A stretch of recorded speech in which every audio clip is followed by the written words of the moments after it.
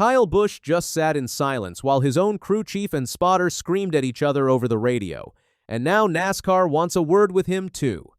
Something is very wrong inside the number 8 team, and the whole racing world just heard it happen live. Let's start with Bristol. The Food City 500 was supposed to be Kyle's kind of race. He has won 8 Cup Series races at that half-mile Tennessee track. 22 wins total across all 3 series. Bristol is his playground. But this time, it turned into a nightmare. Kyle qualified 29th. That alone tells you something was off. His car was loose all day. The back end kept sliding around. He could not get through the corners the way he wanted. He asked his team for help with rear grip again and again. Nothing worked. He was stuck near the back of the field, running 26th, 2 laps down. Then came lap 313. Riley Herbst, driving the number 35 Toyota for 2311 Racing, hit Kyle's left rear in turn 2. Kyle's car spun through the traffic. And here is the strange part. Kyle said nothing on the radio, not a single word. Total silence from a driver known for yelling when things go wrong. But his crew, they were not silent at all. And this is where the leak gets ugly. Crew chief Jim Pohlman had been making changes to the car all race long. Nothing was helping. His patience snapped. Over the radio, he yelled, "What is the fricking problem now? Is the thing sideways or is it plowing?" Then he said, "What the FK does it look like?" Spotter Derek Kneeland tried to calm things down. Reporter Dustin Albino caught the whole exchange and shared it. Kneeland told Pohlman, "Listen, I know you're frustrated. I don't like running 30th either. But us yelling at each other during the race isn't going to help SH times T.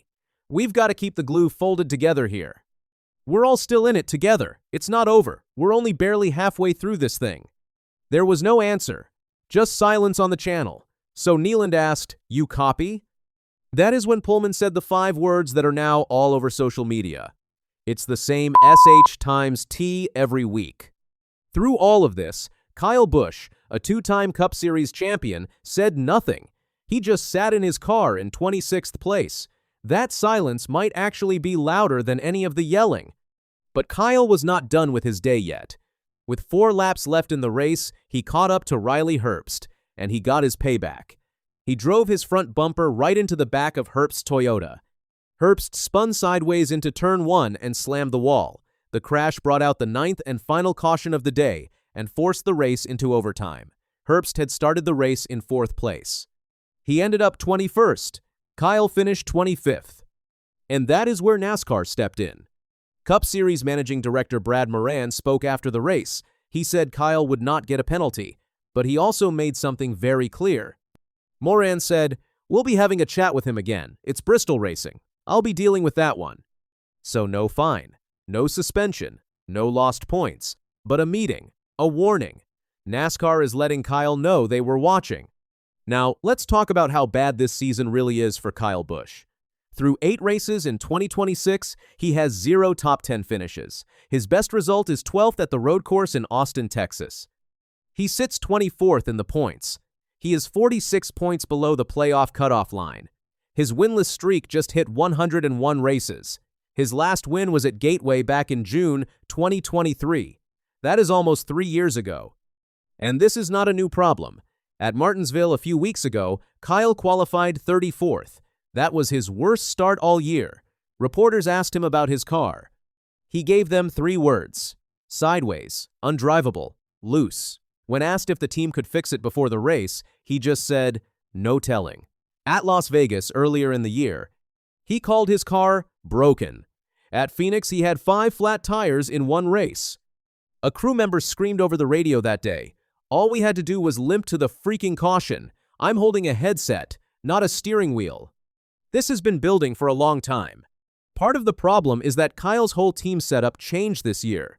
Longtime crew chief Randall Burnett left to join Trackhouse Racing. He is going to work with young driver Connor Zilisch. Burnett and Kyle had 3 wins together. Now Kyle has Jim Pohlman running his team. Pohlman came from the Xfinity Series. He had success there with Justin Allgaier. But this is his first year as a Cup Series crew chief, and it shows. Insiders are already talking about Kyle's future. NASCAR reporters Jeff Gluck and Jordan Bianchi are openly asking if Kyle and RCR should split up. Bianchi said on their podcast, "Is it an RCR thing? Is it a Kyle thing?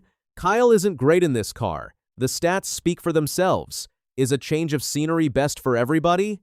He also said, "It's going to come to a head at some point. There's going to have to be some decisions made. It felt like a powder keg ready to blow up." Gluck put it simply. He said, "You hate to see Kyle Busch, a legend, in this position." Denny Hamlin had a lot to say too. On his Actions Detrimental podcast, he talked about the Bristol radio leak. Hamlin said, "Things are not going well in the Kyle Busch camp. They're all searching." Hamlin also shared something interesting. He said Riley Herbst's team had told him over the radio, "Drive right into his left rear."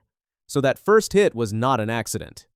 Hamlin on Kyle's payback crash said, "Kyle saw an opportunity and he took it. Did I have a problem with it? Yes and no, but more no than yes." But Hamlin was not easy on Kyle. He compared Kyle to his teammate Austin Dillon. Over the last 36 races, Dillon has 1 win. Kyle has 0.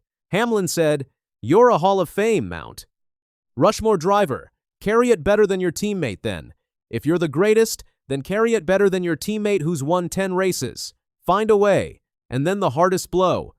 Hamlin said, "If you're expecting Kyle Busch to just go back to victory lane on a regular basis, you are kidding yourself or you're going to be very disappointed." Not everyone agrees, though. Dale Earnhardt Jr. talked about it on his podcast. He said the radio exchange sounded normal to him. He said, "The conversation that Kyle's having with his crew chief sounds absolutely normal, and Kyle's description is very thorough." Dale Jr. said it reminded him of his own days working with crew chiefs on balance and handling.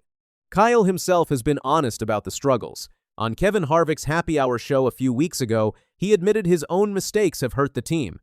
He talked about wrecking while leading at Kansas last year after trying to pass Chase Briscoe on the outside. He called it a bad arrow situation. But he also said, "I haven't forgotten how to drive. I haven't forgotten what it takes to win."